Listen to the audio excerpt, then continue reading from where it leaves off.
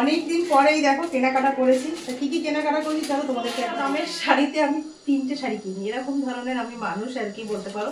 ওই জন্য বললাম আমি কিপটে না আমি সংসারী, তোমরা কমেন্ট করে জানো। দেখবে মাছের ঝোল মাছের ঝাল খেতে একদম মন চায় না, সেদিনকে কিন্তু তোমরা এই সহজ রেসিপিটা একবার ট্রাই করে দেখতে পারো, ভীষণ ভালো লাগবে খেতে।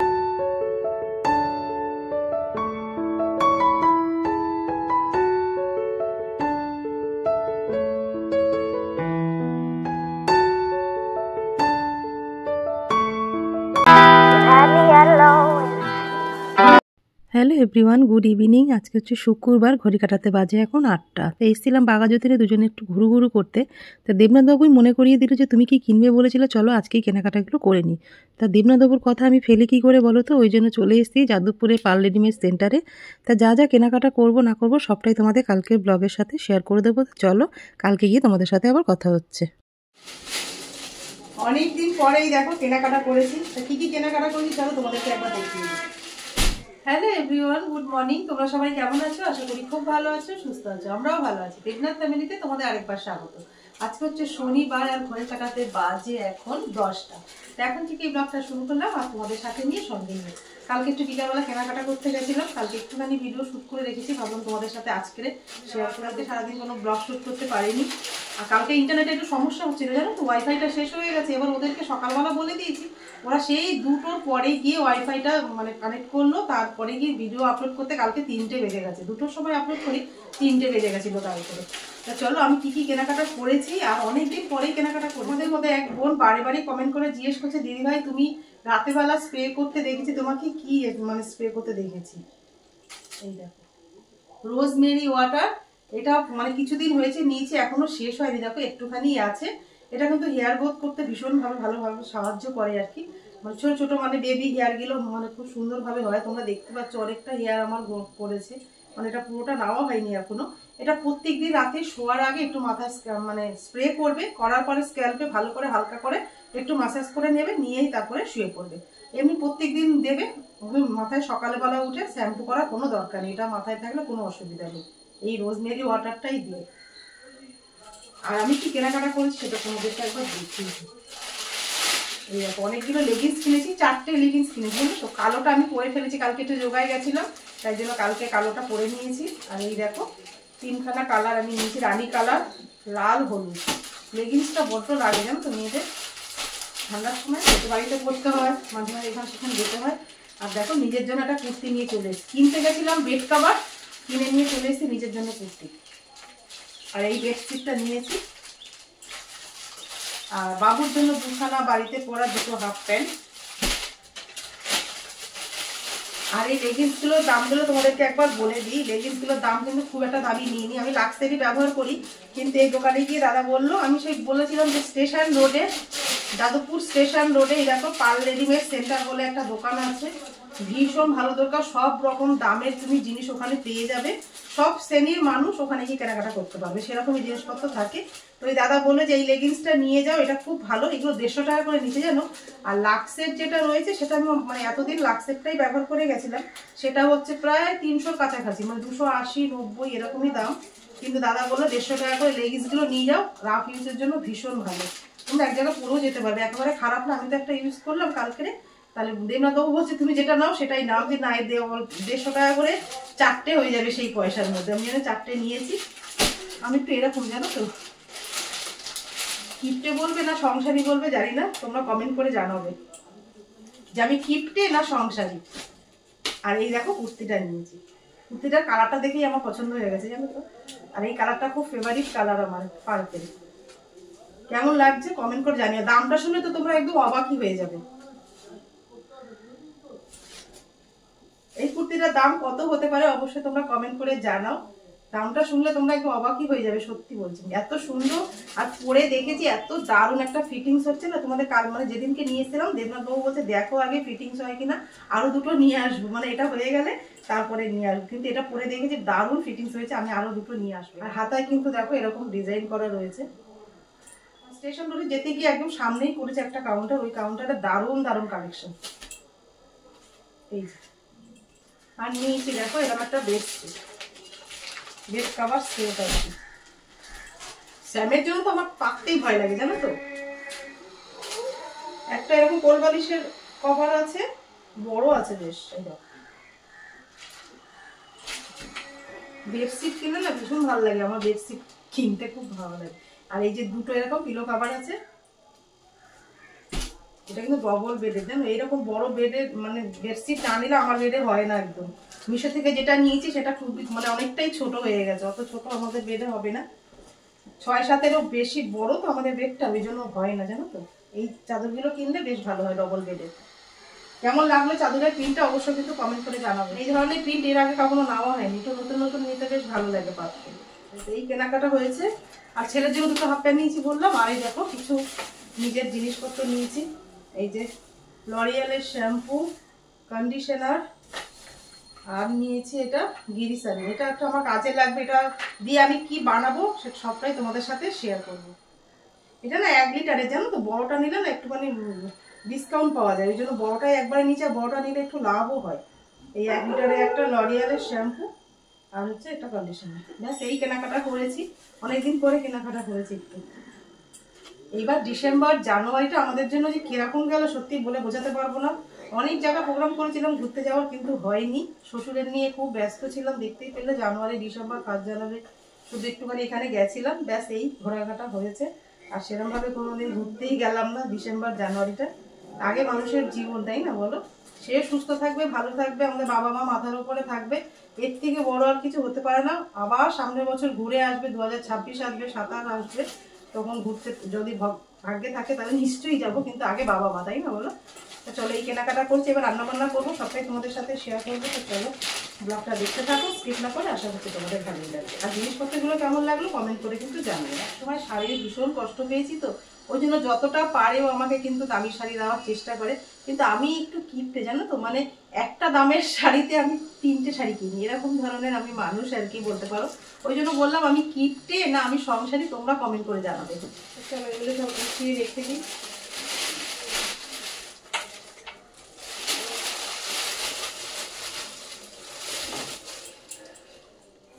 এগুলো তো সব বাথরুমে থাকবে।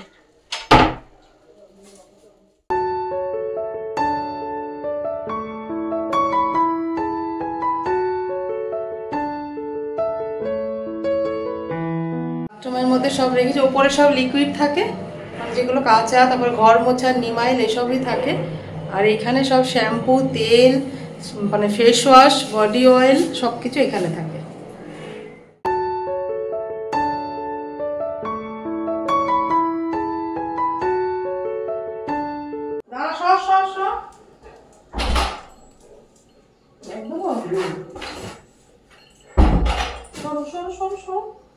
দেখো বাজার পাঠিয়েছে, ওই রুই মাছ পাঠিয়েছে, আর এই দেখো মোরলা মাছ, একটু ছোট মাছ খেতে চেয়েছি বলেই দেখো কত মাছ পাঠিয়েছে। এগুলো এখন সমস্ত কিছু হাতে কাটতে হবে।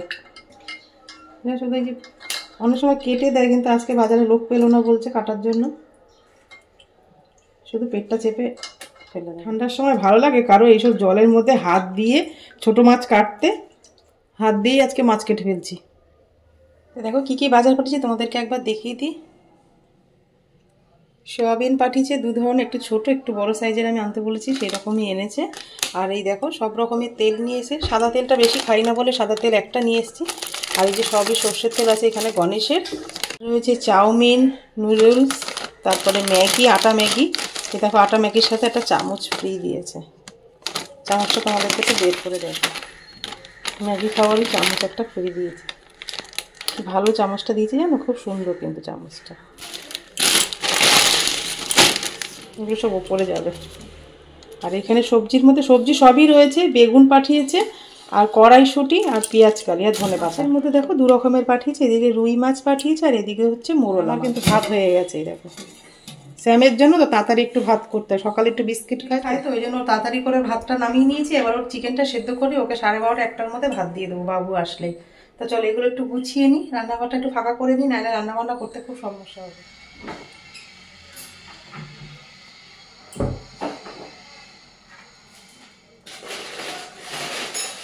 সমস্ত তেল কিনতে হবে একটা কন্টেনারের মধ্যেই রাখা। পুরো একটা এরকম বাস্কেটের মধ্যে পুরো তেল থাকে, তাহলে আমার হাতের কাছে আমি সমস্ত কিছু এটা টানলেই আমি তেলটা, বাস্কেট ছাড়া রাখলে না জিনিসপত্রগুলো একটুখানি পড়ে যাওয়ারও সম্ভাবনা থাকে, আর এমন অসুবিধাও হয়ে যায়।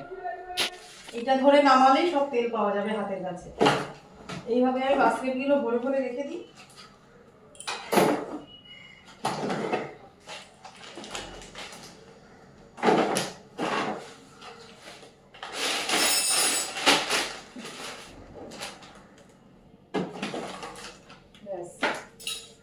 সবকিছু একদম হাতের কাছে পাওয়ার মতন জিনিসপত্র।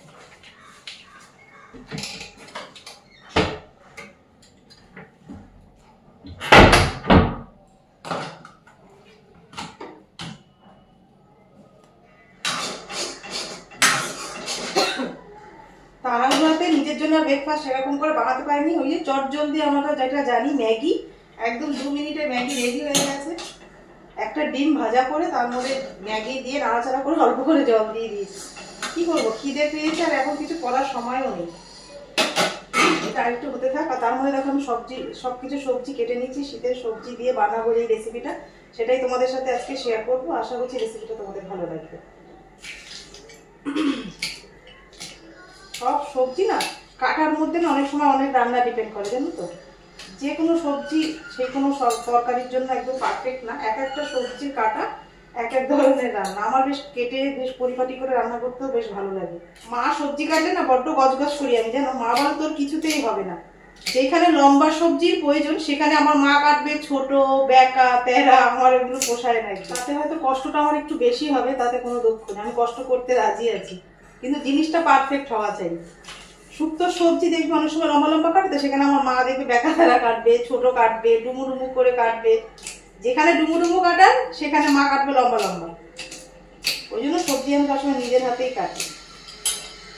সবকিছু একটা দেখতে ভালো লাগার ব্যাপার আছে না। তা চলো সবজিগুলো সব কেটে নিই, আর কি কি সবজি কাটছি আর কি দিয়ে কি রান্না করবো সবটাই তোমাদের সাথে শেয়ার। এই যে ম্যাগি রেডি হয়ে গেছে, চলো ম্যাগিটা খেয়ে নিই। রান্না বান্নাগুলো সেরে নিই। 11টা 15 মতন টাইম হয়ে গেছে। নতুন চামচটা দিয়ে আজকে খাবো, ম্যাজিক চামচ দিয়ে।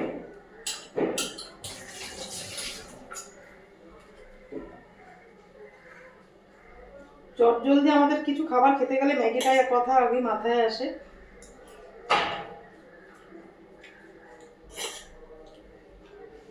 তো চলো তাড়াতাড়ি খেয়ে দিয়ে নিই, রান্নাগুলো করবো।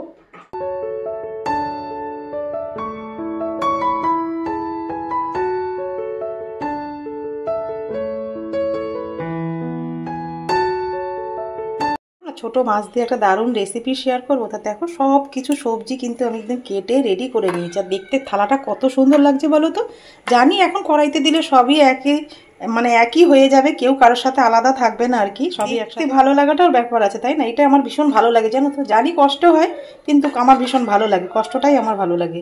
এই দেখো সব কিন্তু একই সাইজের আমি সবজি কেটে নিয়েছি। কুমড়ো, লাল শাকের ডাঁটা, সিম, আলু, কড়াইশুঁটি, বেগুন, কাঁচা লঙ্কা আর হচ্ছে মোরলা মাছ। বানাবো সবজি আর ছোট মাছ দিয়ে লাল শাকের ঘন্ট। এই রেসিপিটাই তোমাদের সাথে। 3 পিস রুই মাছ নিয়ে নিয়েছি, গোটা টমেটো মাঝখান দিয়ে একটা ফালি করেছি, 2টো পেঁয়াজ সেম মাঝখান দিয়ে কেটেছি, পেঁয়াজ কালি, কাঁচা লঙ্কা রেখেছি। এটা কিভাবে রান্না করব সবটাই তোমাদের সাথে শেয়ার করতে। চলো আগে লাল শাকের ঘন্টটা বানিয়ে। গরম হয়ে গেছে, কড়াইয়ের মধ্যে দিয়ে দেবো সর্ষের তেল। আর রান্নাটা কিন্তু পুরো সর্ষের তেলেই রান্নাটা করতে হবে, তাহলে আরো বেশি স্বাদ। এই রান্নাটা যদি তোমরা নিরামিষ করতে চাও তাহলে কিন্তু তোমরা এখানে বড়ি অ্যাড করতে পারো। আমি এখানে মাছ দিচ্ছি বলে বড়িটা আজকে অ্যাড করছি না, দিলেও দেওয়া যেতে পারে। ভালো মতন গরম হয়ে গেছে, তেলের মধ্যে দিয়ে দেবো মোরলা মাছ।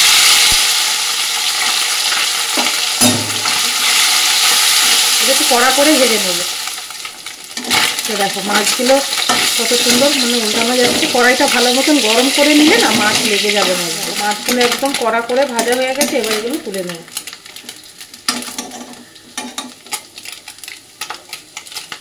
মাছগুলো কড়া করে ভেজে নিয়েছি, এবার তেলের মধ্যে ফোড়নে দেবো 2টো শুকনো লঙ্কা, কালো জিরে, কেটে রাখা 4টে কাঁচা লঙ্কা। সঙ্গে দিয়ে দেবো কেটে রাখা আগে আলুগুলো। আলু আর সিমটাকে দিয়ে দেবো। আলু আর সিমটা ভালো মতন একটু লাল লাল করে ভেজে নেব, তারপরে বাকি সবজিগুলো অ্যাড করে দেবো।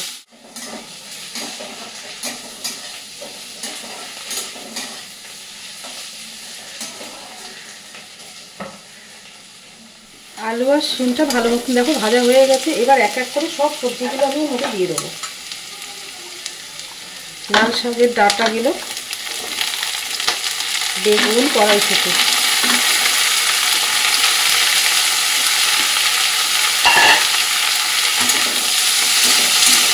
কিছু গুঁড়ো মশলা অ্যাড করে দেবো, দেবো স্বাদ মতো লবণ, দিয়ে দেবো দেখো 1 চামচ জিরের গুঁড়ো, 1 চামচ লঙ্কার গুঁড়ো, 1 চামচ গুঁড়ো হলুদ দিয়ে ভালো করে এটা মিশিয়ে নেব। নুন দেওয়াতে না সবজিগুলো একটু মজে যাবে। এর মধ্যে তো কোনো রকম জল অ্যাড করবো না। সব গুঁড়ো মশলা সবজি একদম ভালো মতো ভাজা ভাজা হয়ে গেছে। দেবো দেখো ধুয়ে রাখা লাল শাকটা, একদম ছোট ছোট পাতা দেশি লাল শাকগুলো, এগুলো এই জন্য বেশি কাটিনি, একদম ডোবা সমেতই রয়েছে, শুধু ডাঁটগুলো আমি আলাদা করে নিয়েছি। এবার শাকের যে জলটা বেরোবে সেই জলেই কিন্তু পুরো রান্নাটাই হয়ে যাবে। এবার একটু ঢাকা দিয়ে দেবো। শাক আর সবজি পুরো ভালো মতো মিশিয়ে নিয়েছি। তোমরা চাইলে না লাল শাকের ডাঁটাগুলো দিয়ে সর্ষে পোস্ত দিয়ে বেশ আলু লম্বা লম্বা করে কেটে ওটা কিন্তু ঝাল বানাতে পারো, বেশ খেতে ভালো লাগে লাল শাকের ডোকা। ওই লাল শাকের ডোকা কিন্তু আমি অল্প অ্যাড করেছি, আরও কিছুটা রেখে দিয়েছি। আমি কিছু একটা ফেলতে চাই না, বেশিরভাগ জিনিসই দিয়ে আমি সবটা বানিয়ে নেওয়ার চেষ্টা করি যাতে জিনিসটা নষ্ট না হয়। রান্নাটা তুলে একটু দেখিয়ে নেবো রান্নাটা কত দূর হলো। দেখো শাক সবজি কিন্তু একদম ভালো মতন সেদ্ধও হয়ে গেছে একদম।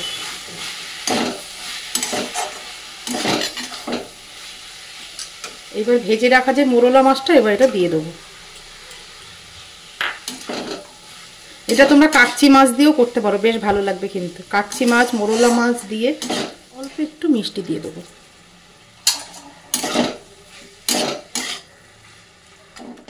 দেখো রেডি হয়ে গেল নানা রকম সবজি দিয়ে ছোট মাছ দিয়ে লাল শাকের ঘন্ট। এবার এটা নামিয়ে নেব। দেখো একদম বেড়ে নিয়েছি মাছটাকে। এবার ওপর থেকে একটু মাছ তুলে রেখেছিলাম সেটা একটু দিয়ে দেবো ওপর থেকে।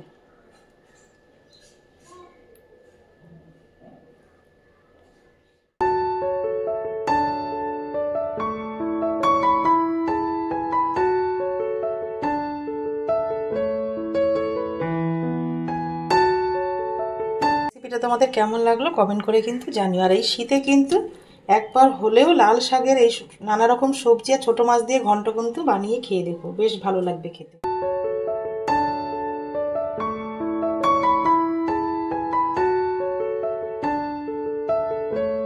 মাঝে মাঝে দেখবে রান্না বান্নার পরে না লাস্টের যে তরকারিটা থাকে সেটা রান্না করতে একদমই ইচ্ছা করে না। তারপরে অন্য কোনো দিন দেখবে মাছের ঝোল মাছের ঝাল খেতে একদম মন চায় না, সেদিনকে কিন্তু তোমরা এই সহজ রেসিপিটা একবার ট্রাই করে দেখতে পারো, ভীষণ ভালো লাগবে খেতে। সমস্ত কিছু দেখো আমি গোটা গোটা একদম রেডি করে নিয়েছি। তা চলো আমি কিভাবে রান্না করবো সেটাই তোমাদের সাথে শেয়ার করব। যে কোনো একটা দিন তোমরা বানিয়ে খেয়ে নিতে পারো, রাতে বলো বা দুপুরে বলো, একদম কোনো রকম মশলা লাগবে না, কিচ্ছু লাগবে না, খেতেও দুর্দান্ত টেস্ট হয়। তো চলো রেসিপিটা শুরু করে দিই। খুব সহজ একটা রেসিপি আজকে তোমাদের সাথে শেয়ার করব। দেখতে কত লোভনীয় লাগছে না, খেতে কিন্তু ততটাই ভালো লাগবে। চাটুটা দেখো ভালো মতন গরম হয়ে গেছে, দিয়ে দেবো পরিমাণ মতন সর্ষে, দেবো দেখো 2টো শুকনো লঙ্কা, কালো জিরে, শুকনো লঙ্কাটা একটু ভাজা ভাজা হয়ে গেলে দিয়ে দেবো গোটা রসুন আর একটু আদা কুচিয়ে রেখেছি সেটা, 4টে গোটা লঙ্কা। একটু ভাজা ভাজা হয়ে গেলে একই সঙ্গে দেবো পেঁয়াজ কলি, মাছগুলো এক এক করে সাজিয়ে দেবো।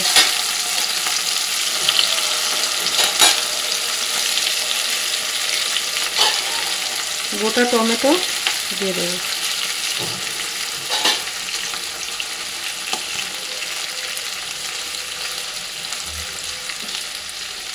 গোটা পেঁয়াজ,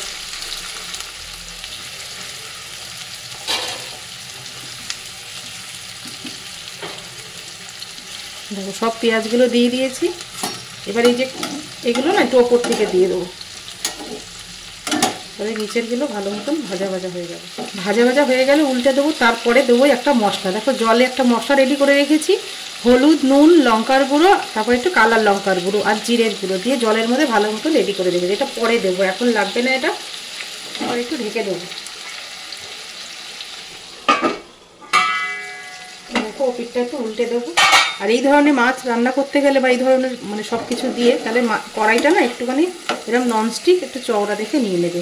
এমনি কড়াই যে আমরা রান্না করি সেটার মধ্যে দিলে না হবে না। মাছগুলো এবার এক এক করে উল্টে দেবো। সমস্ত কিছু আমি এরকম উল্টে দেবো। তো পিঠটাও ভালো মতন ভাজা ভাজা হয়ে যাবে, আর একটু ভাজা ভাজা হবে, তারপরে আমি মশলাটা অ্যাড করে দিই। দেখো উল্টে একটু দেখে নেবো।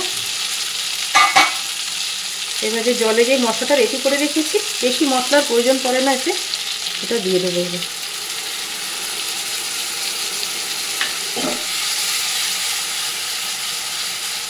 এবার একটু ভালো মতন কষিয়ে নেবো যাতে কাঁচা গন্ধটা না আসে মশলা। তো হলুদ আর লঙ্কার গুঁড়ো দিয়েছি সেই জন্য। দেখো ওই পিঠটা ভালো করে মাছগুলো ভাজা ভাজা হয়ে গেছে। এবার এটা উল্টে দেবো আরেকবার করে। মতন অল্প একটু গরম জল দিয়ে দেবো। দেখো ভালো মতন কষে গেছে, আর মাছ থেকে তেল ছেড়ে দিয়েছি। এই সময় যে টমেটোগুলো আমি দিয়েছিলাম না, তার উপরের খোসাটা কিন্তু আমি ফেলে দেবো। মশলাটাকে ভালো করে কষিয়ে নিয়ে ফেলে দেবো। খোসা আর দানাটা খাওয়া একদমই উচিত না। আমি দানাটা ফেলিনি, কেন আজকে মাছটা রান্না করছি তো, মানে এরকমভাবে দানাটা বার করলে মাছটা একদম মানে টমেটোটা একদম নরম হয়ে যাবে, সেই জন্য। মশলাটা ভালো মতন কষে গেছে। এবার দেখো সাইডে জল গরম করে রেখেছি, এবারে পরিমাণ মতন জল দিয়ে দেবো। তোমরা যেরকম ঝোল খাবে সেই অনুযায়ী ঝোলটা বানাবে। এটা শুকিয়ে যাবে, মাছটা আর একটু সেদ্ধ হবে, ঢেকে দেবো। এটা তুলে একটু দেখে নেবো। তো দেখো ঝোলটা আমার একদম রেডি হয়ে গেছে। ঝোলটা তোমাদের হিসাব মতন তোমরা করে নেবে। একটু গায়ে মাখাও করতে পারো বা একটুখানি গ্রেভিও রাখতে পারো, যাতে ভাতটা খাওয়া যায় দুপুরে, সেই রকম মতন। আমি অল্প একটু গরম জল দিয়েছি, আর একটু শুকিয়ে গেলে আমি নামিয়ে নেবো। ঝোলটা নামিয়ে নিয়েছি, আর ওপর থেকে একটুখানি ধনেপাতা কুচি দিয়ে দেবো, তাহলেই রেডি হয়ে যাবে।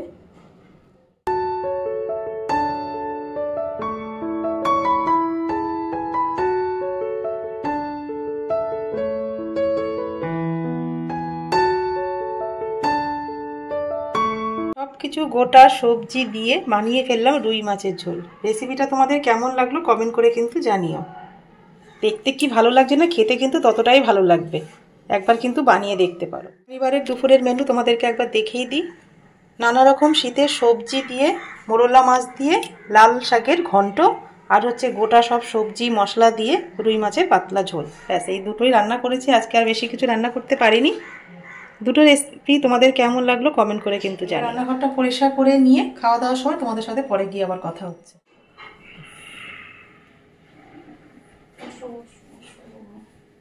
এইটা ফলটা এনে এখানে রেখে দিয়েছে কি?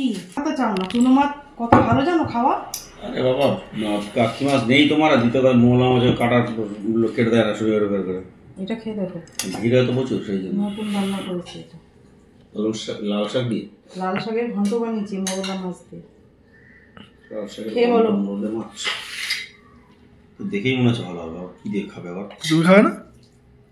খাও তোরা খা, আমি সবটা খাবি কিন্তু। খেতে বসো। লঙ্কা দাও তোমার, দেখছি লঙ্কা। শীতের সব নানা রকম সবজি দিয়ে মোরলা মাছ দিয়ে একদম নতুন বানিয়ে খেতে খুব দারুণ হয় এগুলো। আর আমার এইসব রান্না খেতেও ভালো লাগে। আজকে দুপুরে রান্নাবান্নাগুলো সত্যিই ভীষণ টেস্টি হয়েছে, মানে ওই দিয়ে যেন খেতে ইচ্ছে করছে। দেবনাথবাবু তো পুরো ভাতটা লাল শাক দিয়েই খেয়ে নিয়েছে। মাছের ঝোলটা কিন্তু কোনো অংশে কম না, মানে এ বলে আমায় দেখ, ও বলে আমায় দেখ। তা আজকে শনিবারের ব্লগটাই খেতে খেতেই শেষ করলাম। যদি তোমাদের কিছু ভালো লেগে থাকে লাইক কমেন্ট শেয়ার করো। আমার চ্যানেল নতুন হলে অবশ্যই কিন্তু তোমরা সাবস্ক্রাইব করো।